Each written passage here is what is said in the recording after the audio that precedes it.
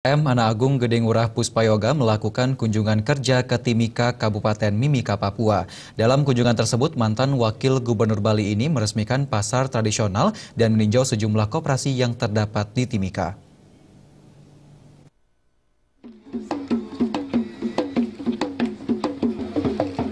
Menteri Koperasi dan UKM Anak Agung Gede Ngurah Puspayoga kembali melakukan kunjungan kerja ke daerah. Daerah yang kali ini dikunjungi mantan Wakil Gubernur Bali itu, yakni Timika, Kabupaten Mimika, Papua.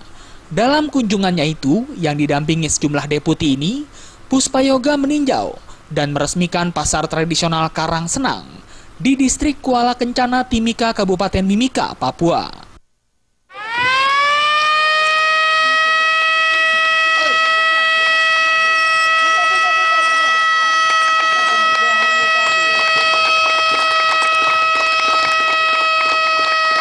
Dalam sambutannya, Puspayoga menekankan pasar tradisional harus terus dijaga dan digalakan. Menurutnya, pasar tradisional merupakan wujud ekonomi Indonesia yang tidak akan terpengaruh gejolak ekonomi dunia. Pasar tradisional ini adalah suatu urgensi yang harus dibangun terus. Karena bagaimanapun juga inilah wujud perekonomian Indonesia yang tidak kena pergolakan ekonomi dunia, apapun yang terjadi, ini tetap jalan.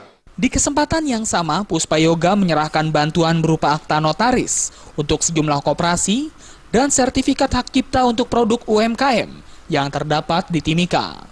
Tak hanya itu, Menkop juga meninjau koperasi Bina Sejahtera 912 di Kampung Utikini dan sentra pengolahan sayuran segar.